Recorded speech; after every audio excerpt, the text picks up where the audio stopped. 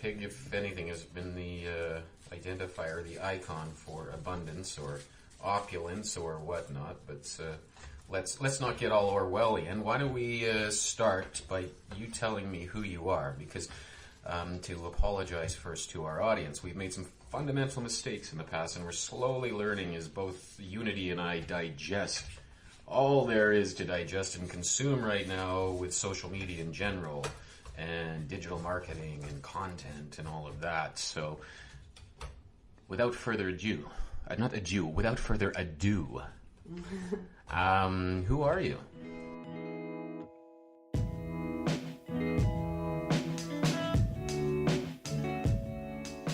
My name is Unity Marguerite Whitaker, and I am the creative director and co-founder of Bliss Cloud.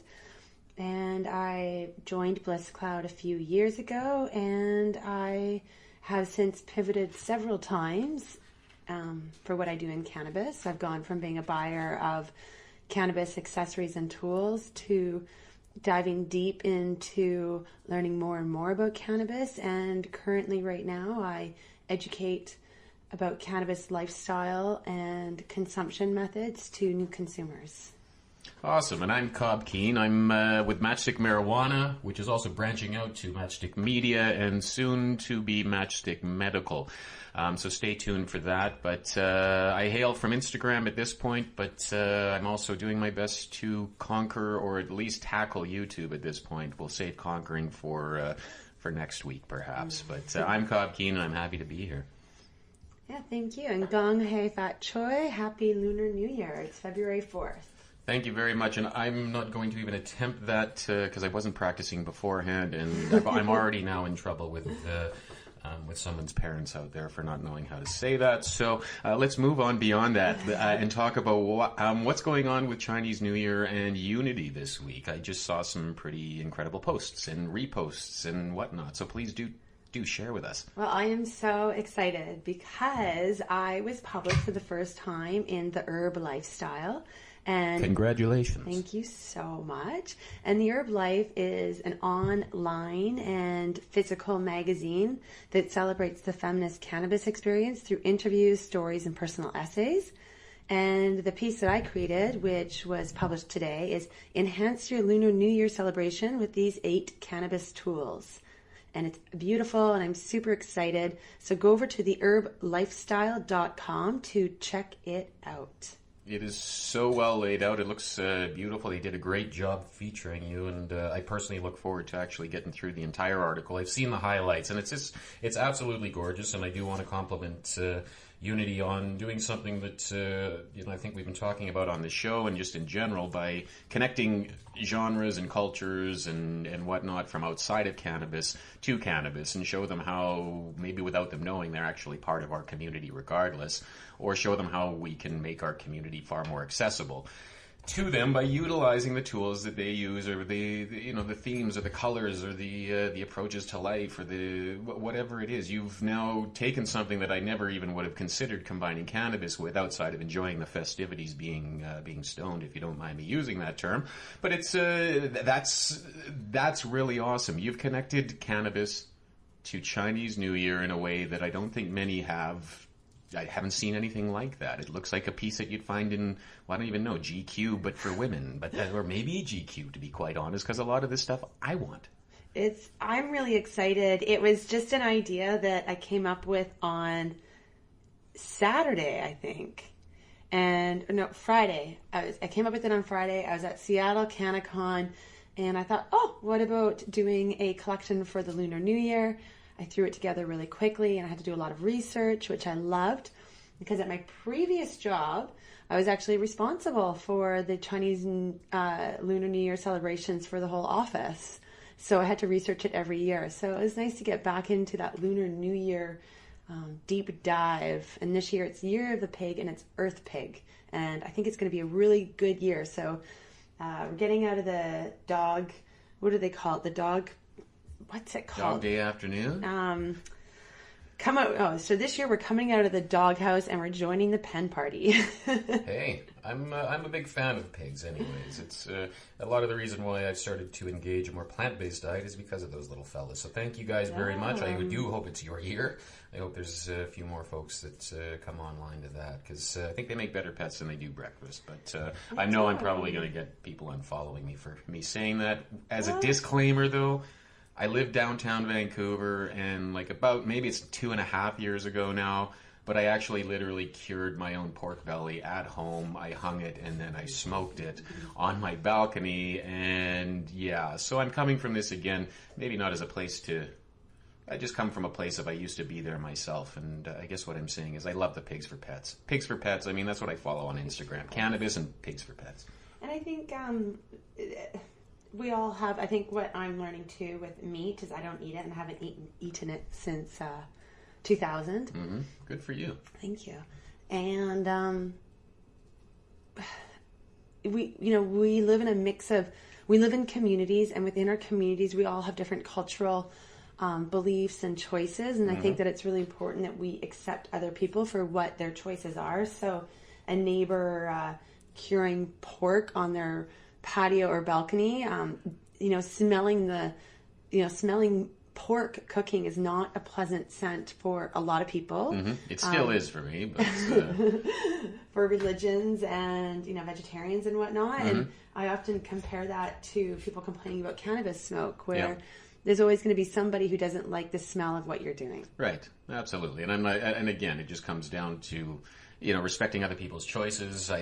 Maybe I'm a little less respectful when it comes down to cigarettes and whatnot. I'm not vocal, but I scoff and, stomp my feet a lot when I got somebody in front of me when I'm walking up a hill smoking a cigarette in front of me. I'll literally stop and wait, or I'll try and book it past them. But again, I think I was talking about this on Cass and Honey too, and it's still, at the end of the day, it's a habit that requires a lot of work to get away from, and I respect anybody that is trying at this point. But if you're still touting the virtues of tobacco, you got to stop that. That's, it's 2019. It's not cool. But if you want help quitting, man, oh man, I'll certainly support you and I'll get behind you. Absolutely. So what about you? What's your weekend review? My weekend review, I attended, mostly just kind of social stuff with friends that are also community members. The main event this past week for everybody, I think, was, or not everybody, that's unfair to say, but for those in attendance, at least the ones in our group, was the Tantalus Lululemon event at Lulu Lab. It was the one event that was going on last week, as far as I was concerned, is in cannabis. And yeah, that was an awesome event. I wanted to. I think we're all friends with her, but Emma Andrews. It's Emma Runs Van, at Emma Runs Van, EMMARUNSVAN. A huge advocate for cannabis as well as athleticism. She does stuff that I can't do. She can reach highs that I can't reach, which are these runner highs that people keep talking about. The only runner high I get is when I stop about 2 blocks down and go grab a Starbucks or something. So my runner's high I never experienced. So Emma Runs Van, though, phenomenal public speaker as well. You handled yourself so well that evening. I look forward to seeing you speak again. I hope you continue to help educate and spread the good word. Unity, I don't know. You can probably provide a little bit more about Emma yourself, but I was impressed. I was so impressed by Emma. I was absolutely blown away. This was a Tantalus event, so Dan Sutton also spoke, and he was fantastic as well. But Emma really she was shining bright that night. She was completely on topic, able to deliver very data and statistics. It was nobody's business. Yeah, and just authoritative, I found. She was, I believed what she was saying because she's been through this, and it's. I think that's the other thing. Again, she's making it accessible for people that might be naysayers as far as cannabis and athleticism. They do go hand in hand if you haven't seen. So. Also, too, I'd like to give a shout-out to Carly Fallman, who did a great job facilitating that one. It was really well done. You kept things going. It was a perfect amount of time. Nobody started really budging around, moving about. It was well done. So, Carly, congratulations. And Dan, yeah, you're always great to see on a panel, man. It's always nice to have you there. So, also, too, I had the pleasure of hosting Cass and Honey. Cass and Honey run a small yet growing YouTube account, basically regular Canadians smoking weed. I was looking out my window when their cab arrived, wondering whether or not they were going to show up in beaver outfits. And I don't know if it's a thank you for not or not, to be quite honest. It would have been kind of fun. But there were no beaver outfits that day, but we had a great time on my couch. Shooting the shit, and something I call Cobb on my YouTube. If I'm on the couch, it's Cobb. That's my conversation. It's Cobb. There's a lot of weird things that work with Cobb. It seems. So you're doing a really good job at milking that. I'm gonna milk the hell out of it as far as I'm concerned. So yeah, Cass and Honey are great. I sat down with them a few months ago, and they're about sitting down with Canadians who consume cannabis and doing these quick little 7-minute videos with a variety of different people to demonstrate how people consume, and I love what they're doing. They're about as westernmost as you can get. They're on the island typically. They do come to Vancouver for some shows, obviously. For my place, it was in Vancouver, but they are on the coast and they have some pretty unique locations. They've worked with Gastown Fire, Dave from Gastown Fire, and he's got a retreat up there in Tofino. They've been up and down the island, up and down the coasts, and now they're starting to infiltrate the mainland here. So Unity and I have something to keep up to here. These girls are on top of things. And Honey has actually been away for 6 weeks in Australia. So she came back. She was fully consuming again, all THC, and she was still coherent during the entire show. So I have to give you mad props for that, Honey. You impressed me anyways. My jet lag would have hit well before I even showed up to my place. So thank you. Today I received an email from Business of Cannabis, their weekly email, and I am featured on it in their 419 podcast. Oh, yes. I know, I'm on fire today. That's awesome, yeah. But can you, well, let's see here. We've got a week, but, well, I want, your week in review anyways. Mine is, mainly been banging out, YouTube content and whatnot, and really editing that final episode of The Lift. But please, you had a much busier week. You've been down in Seattle and whatnot, so... Well, yeah, so the Business of Cannabis, that's Jay Rosenthal out of Toronto, and they founded the Business of Cannabis in 2017 with 2 other women, one of them being Reva Seth, and they're reflecting on who the industry's innovators are in this sophisticated and disruptive time, and it's great. It's a different point of view than what we're doing at Toronto. And they were recently acquired by Civilized, so congratulations to the Business of Cannabis. And you launched, I noticed at, 3:58 a.m.?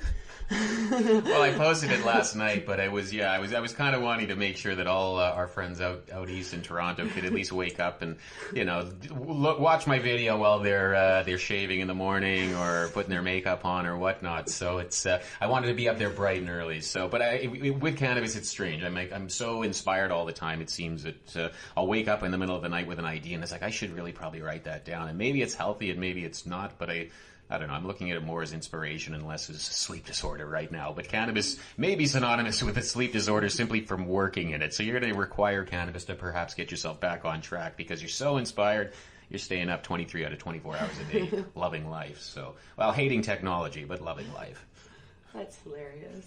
Yeah, I saw that timestamp on that, and I was like, geez. Yeah, and trust me, that's not always like that. I used to have a strategy, too. Sometimes I would set an alarm for 6 a.m., and I would do a bunch of emails to my superiors, and then I'd go back to bed for like 3 or 4 more hours, so it looked as though I was just up at the crack of dawn working, but really I was just waiting for that 10 to 2 lifestyle in pharma. So waiting for the 10 a.m. alarm bells. My friends used to joke, up at the crack of noon. Anyways, I'm getting off topic here. So continue. What else were you up to this past week? I went down to Seattle CannaCon. It was super interesting. What was most fascinating about it is Seattle is pretty much next door to Vancouver. There just happens to be this international border between the 2 cities. Mm-hmm. And the cannabis culture down there is so different. And it's really fascinating seeing how cannabis cultures literally just right next door to each other can develop in such different ways depending on the rules and the regulations. And I think that cannabis has been legal for 5 years in the state of Washington, and it's still federally illegal in all of the United States.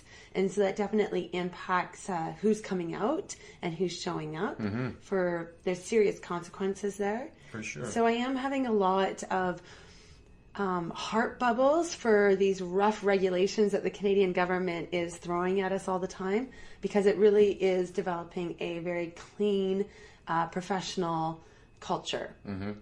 So thank Well, it's you interesting to Health have Canada. that silver lining, yeah, and a thank you to Health Canada. That is something, if you're not familiar with the process, that people rarely tip their hat to. But I mean, at the end of the day, yes, you got to give them credit where credit is due. We have a system in place that we can work on. And if you come from a system that has some semblance of regulation or some semblance of structure to it, and you go somewhere where it isn't, it almost seems haphazard. It almost seems, I'm not going to say, what's the word? It just takes it a few steps back into the grassroots side. And there's this, not that that's a bad thing, but I think we're moving beyond that, and regulation is allowing us to properly move beyond that. Haphazardly, if we need some kind of barrel to be staring down. We need a scope, and that scope will widen eventually. Right now we're using sniper rifles, and eventually we'll be down to shotguns, and eventually every arrow will be flying everywhere as long as we're doing things responsibly. So, but interesting to hear the differences that you experienced, a different feeling being in the U.S. unregulated, the regulating marketplace versus a regulated one at this point. Yeah, and just the stigma is real. It's just a reminder that the stigma is real, and there's real gaps, not just in Canada, but obviously in Seattle and other legalized states where we really have to work hard. And this goes back to the content that you're creating, Cobb, and the medical matchstick medical that you will be discussing more in the future about the importance of people to really step in and fill these gaps and understand that their point of view has a lot of value, and being in action is the best way to get your point of view heard. Absolutely. Just be present. Be present, and be present at industry and community. And that goes for industry and community. It's not just folks in the community that are looking to engage the legal or regulated marketplace. This goes for the community that's looking to, or the industry that's looking to engage the community or understand their customer base better. Why not go to those who basically have built the foundation or part of the foundation anyways? So that's awesome. That's awesome.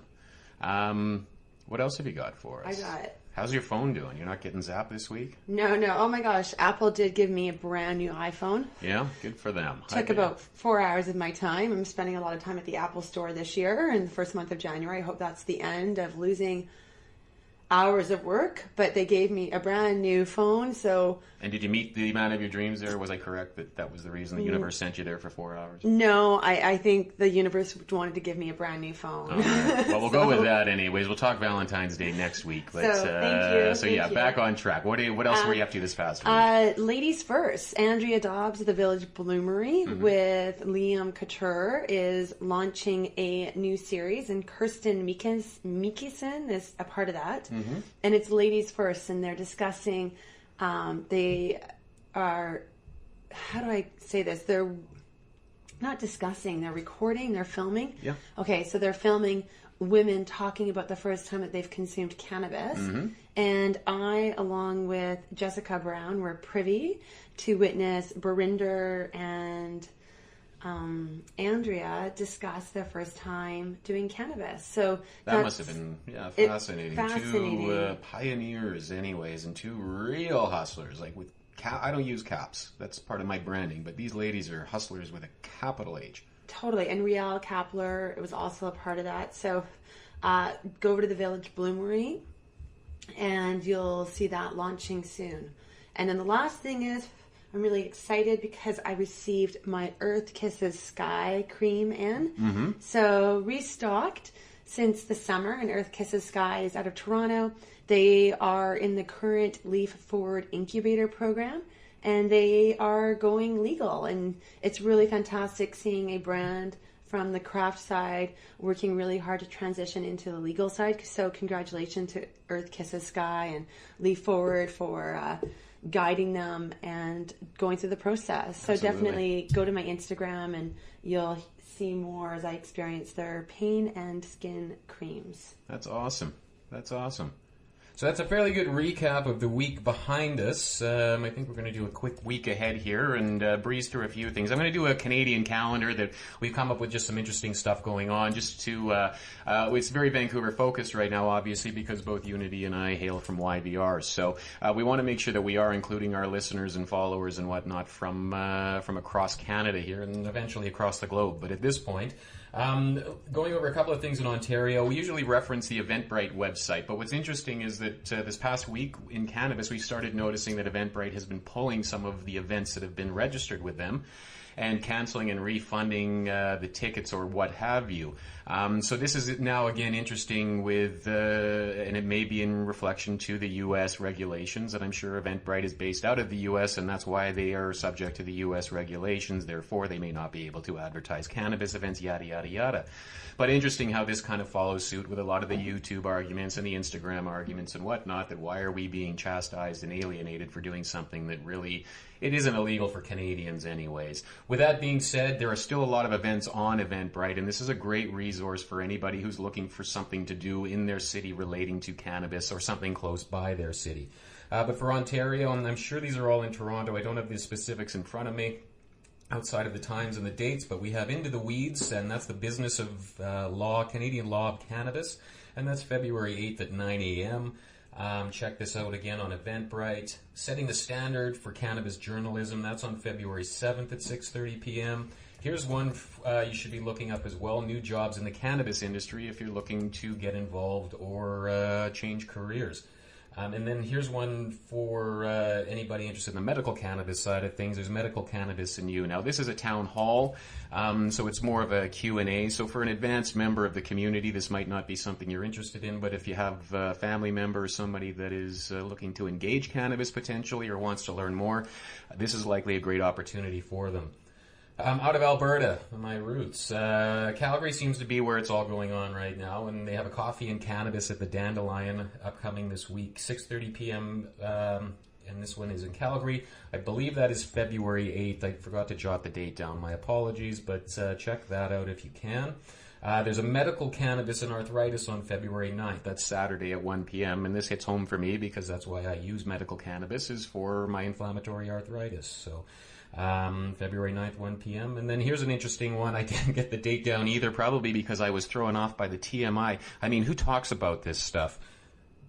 Sex, pot, boudoir bud, lit lovers. And that's on the Eventbrite website as well. But I don't know. I'm just not big on sharing all that kind of sexual stuff. Are you sure? Because I remember last week. Yeah. Anyways, rock stars. In BC for this week, there's something coming up, the Betty Slumber Party, and that's with Work Lab, a group called Work Lab. That's February 7th at 6:30 p.m. I think tickets are still available on Eventbrite there. That's more of a overall health and wellness event for, I believe it's for women. I probably won't be allowed to get a ticket, but maybe I can. And there's also Tantalus. It's going to be presenting Cannabis 101 as well, so how to integrate that into a healthy lifestyle and a responsible integration. So look forward to that this week. So that's kind of a quick snapshot of Canadian events coming up. So yeah. That's good. And the Tantalus one is going to be at the Juice Box. So Tantalus is doing a really, really great job at working with non-cannabis businesses for these events, and I really like how they're taking a lead on that and killing it. And that's the thing. It's same as what you're doing as well. You're engaging new and different markets that either have cannabis involved in them or don't, and we get to share with them. It's really nice going out to these events and seeing a lot of new faces, and faces that have a lot of questions about cannabis, but they're really good ones, and it's nice to engage those people. It's really nice to have them engage you as well. Yeah, I agree. So what is your strain of the week? So I'm over here pulling back on some Forum Cut Girl Scout cookies. Have I had this one on here before and discussed I don't want to bore anybody, but technically it's a Forum Cut GSC. That's for trademark issues out of the U.S. Technically, I don't think anybody's allowed to use the term Girl Scout cookies except for the Girl Scouts. On top of that, I think there is a desire in some regulatory fashion to pull away from connecting anything youthful, anything that a minor would be engaged in with cannabis. So there's the GSC that kind of goes towards, hey, well, let's not directly relate this to girls running around selling selling cookies at the door. At the end of the day, it's a very well-known strain, has very firm roots, some incredible terpenes. So whatever you do call it, that's what I'm smoking on this week. That's from Coastal Wildfire again. They're throwing fire right now, and I'm catching it. So it's Game of Thrones. It's all Game of Thrones up over here. So how about you? What's your strain of the week? My strain of the week is Wapa by 7 Acres, and I've really, really enjoyed it. It's an indica cultivar, and they got their seeds from Paradise Seeds, and Paradise Seeds has actually won 3 awards with the Wapa. So that's really exciting. The moisture level is fantastic. I haven't had such beautiful moisture levels in such a long time that rolling joints with the Wapa was actually extremely easy, and I didn't need any tools. It was fantastic, super, super tight rolls and whatnot. So the moisture level does impact the ability to roll. Oh, absolutely it does. Sometimes it can work against you if you roll it too snug. We used to get really humidified cannabis sometimes in Alberta, and I would roll them so tight that you literally couldn't do anything. Stick it into a bowl and pull it through a bong or a pop can pipe. Don't use pop cans for pipes. That'll be maybe my next thing. I don't think kids do. Well, maybe the kids still do that, but I mean, I'm not encouraging. I'm just saying that's what we did when we was kids. That's what we did when we were kids in the 90s, when we were 15 years old. But if you are reminiscent of that, there is ceramic pop can shaped pipes that you can use. Candy Relics has them. So Candy Relics. Love no your pop kidding, can eh? pipes. Oh, yeah. How retro chic. How retro. So awesome. What would you call that? But that's awesome. So and the ash on the Wapa is gorgeous. It's salt and pepper, lots of white. It's much lighter. I've also rolled it with the Master Smoking, the silver papers. These are a lot better for really looking at the ash. So thank you very much, Craig from Expert Joints, for guiding me on paper selection. I do owe my knowledge to you. So thank you. Yeah, Craig always does a great job. One thing I have noticed too, which has been interesting, I'm more wary of a raw hemp paper and how it burns. What I've noticed is very good cannabis like this, it starts to burn a little bit black, and it can be because of that paper, and it may not be the be all and end all, but if it is a true raw unbleached paper, I suspect that it does provide a blacker ash around the edge. What you need to do is really look into the core if you're going to pull out the white ash versus black ash. And this is something we'll get to it again in a future episode, because even myself, I'm entirely unfamiliar with a lot of the nuances as to why it would or wouldn't burn black or white. So let's not spread any misinformation at this point, but what I have been from a clinical perspective seen is that yes, the raw hemp papers, and not raw, I don't mean raw the brand, I mean unbleached raw paper is being used from whatever brand. It may burn a little black. Anyways, let's keep moving. I always like to rant a little bit.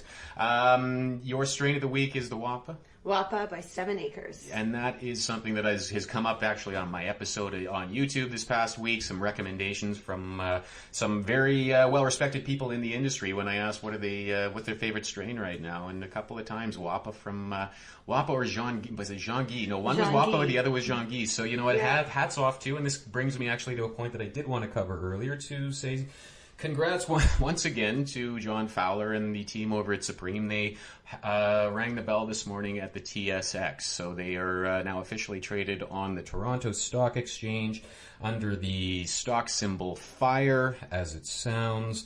And that's big news. Good for you guys. And it's been a good week for cannabis overall. In January, stocks basically in the US and Canada were up by about 30%. So whether or not you follow that, whether or not you're benefiting from that, at the end of the day, just know that cannabis is once again seeming to be on an upswing. And for a good reason. Things are slipping in the U.S. Israel is now going to be exporting cannabis. So much going on across the world right now. This is really exciting. Really exciting. Keep me on track here, Unity. Topic of the week. For me, it's dabbing. I had a very what not to do dabbing experience where I really felt like I burned my esophagus. I dived in deep. I didn't give myself enough time. It was just a parody of errors, and I had a partner in crime in that, Steph Martins. I led her down a a path of what not to do. So my apologies, Steph. Well, when somebody referenced that at the Tantalus event, and I know I was sitting next to Steph, and we were like, we looked at each other and basically, mouthed unity. And then we looked for you, and I think we tried to actually get your attention to be like, hey, we know, we know. Oh, was it Katie Gallagher? Oh, maybe it was. I can't. Again, it was a wonderful evening filled with lots of indicas. So the specifics on who said it, but there was definitely a moment when I looked at Steph and was like, Unity did that. She smoked too much or dabbed too much. Well, yeah, I dabbed too much, and then I went into this crazy Ashtanga class, which was full of other human beings, which is never great for my clairsentience. Just drives me up the wall. Yeah, fair enough. And you gotta have your personal space. Yeah, I like my personal space, and my mantra just became "Don't be a statistic." Yeah. And by that I meant don't vomit and don't pass out. Don't go you green can do this in Star Wars. Yeah. Don't be a stat. Don't be that. Don't be that. Don't be that stat. Don't be that stat. Yeah. So I was down in Seattle, and you had taught me some dabbing techniques with your mini nail. Yes. And I met that team, and I just grabbed it. It's a great investment. The mini nail, or a nail in general. I mean, I like the mini nail, and you like it probably because it's a pretty sleek, sexy little unit. It seems to work fairly well.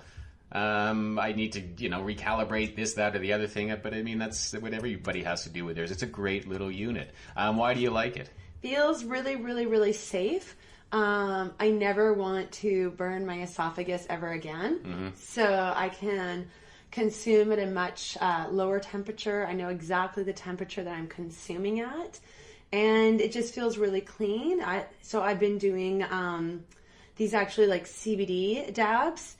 And today I did a dab before my Tight Club Booty Love class at 7 a.m. Very nice. And I just felt like really tuned into my breath and really amazed at how fast I was working through everything. And so I noticed a significant uptake on my workout with a clean dab. Yeah, well, and everything burns differently. Everything is a different, I was, again, talking about this on the Cass and Honey episode that they filmed. Everything is different, and there's a hierarchy for me. Honey was saying that she bongs regularly. Like, that's kind of her method of choice, her vehicle of choice. And for myself, I put that at the top of the pyramid for after I dab. If I did a bong hit before I dab, I'd never get to dabbing because it would just knock me on my ass.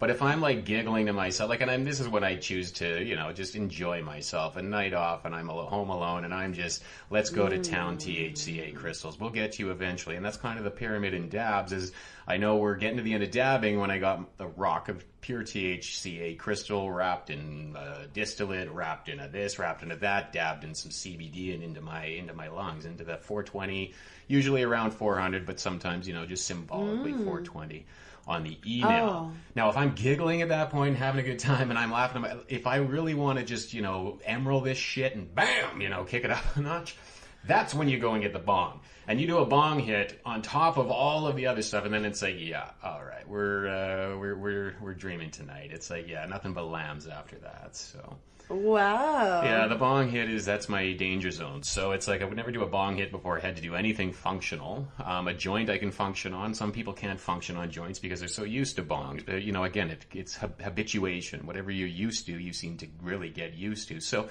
to step out of that realm is really nice.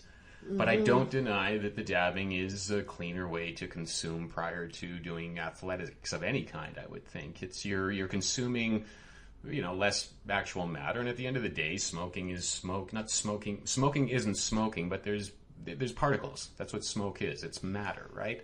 Mm-hmm. Dabbing, the vapor, it's a little bit less harmful, and there's far less of it, I guess, for a similar, if not a different effect, but still quite intense, right? So I just enjoy smoking joints, At the end of the day, I enjoy smoking joints. But dabbing, I think you're in a much better spot from an athleticism standpoint, and certainly a yoga. And even being mindful, I think it gets you there right away and in a very, focused fashion, I suppose. Yeah, well, I'm so glad that you just said all that because I didn't know any of that.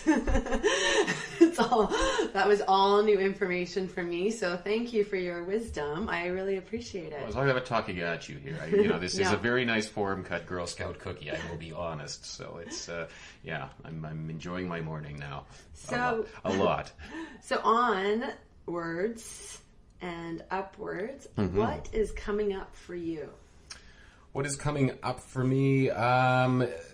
I'm basically, again, it's just working on content and whatnot. I'm going to be banging out the 3rd episode at some point. I'm not going to make any promises on a timeline for the Lift & Co. I realize that I want to keep these things around 10 to 12 minutes as my journey through figuring out social media and YouTube and whatnot goes. So we managed to get about 12 minutes, and we still have probably 2 more episodes at least to go, and perhaps a summary episode of some kind. So looking forward to that. Can you expand on the Lift & Co. a bit? 'Cause I don't think we've actually hit that yet. Like, can you tell us what that is? And Oh, yeah, sorry. In reference to this episode, Lift & Co. is perhaps at this stage, the best expo/conference that we have in Vancouver relating to cannabis. And, we kind of celebrate it right at the start of every year. I hope we have some more impressive events to look forward to, and I know we do, but this one really knocks it out of the park and sets a tone for the year. So Lift & Co. was an opportunity for, excuse us, there's some background noise here.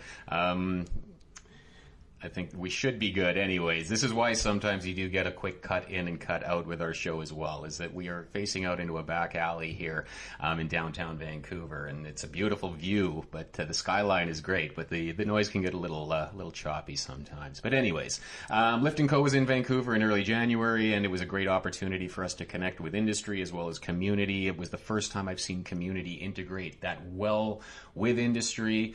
And that's really what I'm trying to capture right now, is how just the humans that I'm involved with in cannabis. And this one was all about people I knew. The last one was about people that I was meeting, had met for the first time, who have very quickly become very close allies and very close friends. And beyond that, this one is about people I know. And the next one as well will be people I know. And so again, some heavy hitters. Andrea will be in the 3rd episode. Andrea Dobbs, whom you've referenced. Barinder as well. You've referenced her. So looking forward to having those folks like that featured as well. So it's been great doing a lot of content anyways, trying to learn as I go.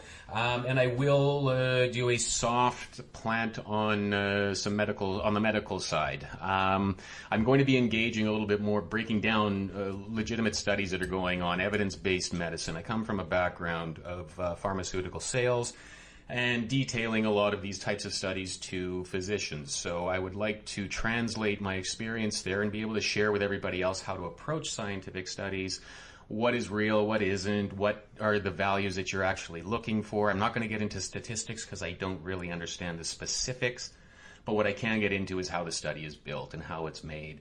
Things like that. If somebody is going to if it's going to hold water, if it's going to be peer-reviewed, they'll call it, where if their peers look at it, they would give it a nod of approval.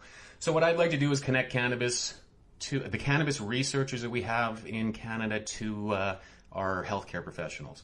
And I'll leave it at that for now. That's my shameless plug. But if you do have an interest in getting your brand, your products, or your research in front of physicians, then yes, now is a good time to start the conversation. Another shameless plug. Anyways, so that's kind of what's coming up for me this week. Unity, anything for yourself? I am working on building my YouTube channel, and what I'm doing over there is focusing on one cultivar each week and really getting to know it. There's a lot of information out there, and I have found that I was like a small child let loose in a candy store the past year or so. It's definitely been like that. It's been almost magical. It's like Christmas almost all year round. Yes, and so what I really want to do in 2019 is really focus on my learning and documenting this. So focusing on one cultivar each week really enables me to understand not just the qualities of the bud in front of me, but also the history behind it, because all of that is available now with legalization, and we know who the cultivators are, the growers are. I want to learn more about why they do what they do and their brand, and really look at the whole cultivar as a whole piece of information, and also get to know it as I consume it over the week. So you'll see these cultivars pop up on my multiple channels of social media. So that's Instagram, and my Instagram, I do these beautiful flat lays of products that I'm experiencing, and it's a really, really amazing resource for the culture that I also live, which is very BC. So I'm very blessed to be third, fourth generation BC, and I really believe I encompass a lot of how we like to roll out here. So part of that is a event I'm doing on February 23rd. And what's really cool about this is I am collaborating with Pink Sash, and Pink Sash is a group of women out of San Diego. So they're in, once again, a very different legal market that we're in here. And I really love these women. I've been collaborating with them, I think, for about a year and a half now. We've featured them, Patty and Summer, on Bliss Cloud, Under the Five. So you can go read about them there.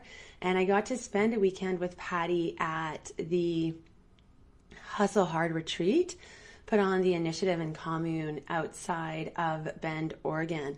And they're just amazing women. And I really feel that I just love learning from a diversity of people and how they interact and consume. Mm-hmm. So we're partnering with them to the Pink Sesh, February 23rd in Vancouver. And leading up to that, I'm really going to be doing a lot more how to roll joints. And I'm using the Verde V starter kit. And this starter kit is so effing beautiful. It just blows my mind. You'll see their scissors pretty much in almost every single thing I'm doing these days. They're gold and they're this beautiful clear plastic and they're branded with Verde V, and they have gorgeous papers and lighters and just everything so well presented, and it's such an amazing brand experience. They very much understand how to interact with that end consumer to create that experience, which gives us heart bubbles and that we want to share it. Yeah. So go over there for their starter kits. Use the code UNITY15. Order yours today because you want to get ready to learn how to roll with this gorgeous starter kit. And we'll be learning to roll with their products at Pink Sesh on February 23rd. And Roxy Rolla is going to be leading that. She'll be our cannabis go-to hostess again. So thank you, Roxy Rolla. Yeah, she's got magic hands, Roxy Rolla. She has magic hands. So, well, on that note, one more. I forgot that Jill... Wait, that's part of the game. I'm so sorry. So I forgot... because obviously my collection, the Lunar New Year collection, is on the herblifestyle.com. I was speaking to Jill Pullard, and she mentioned that the Herb Life is also releasing a new podcast.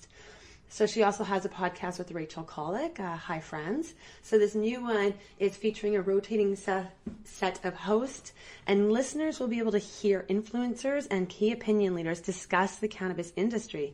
Launching soon, and it will be available on iTunes, Google Play, and everywhere else you listen to podcasts. And I love Jill. So definitely go over to the Herb Lifestyle, get on their email list, and also get on Bliss Cloud's email list, and sign up for her stuff so you can hear about her podcast, and go to Bliss Cloud because that's how you're going to be the first in the know about events. And I think I'm done with all these plugs. Yeah, well, no, plugs are good. Now you got to do your own, your shameless plugs. So you got a few in there, but start from the beginning, and let's start signing off here. Okay, so I'm Unity Marguerite Whitaker, and I am the creative director.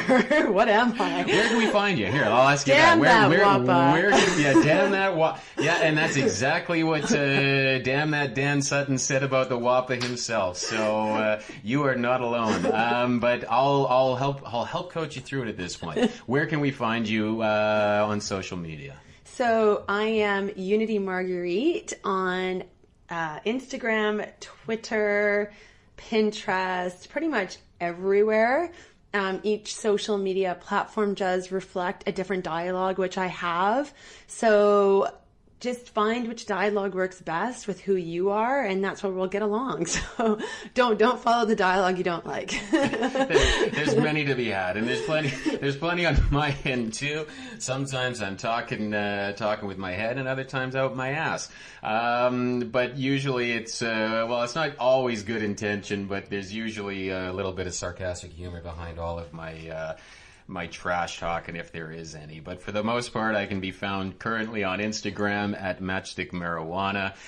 You can find me on my website as well. That's where I post all of my written rants at that'smatchstickmarijuana.com.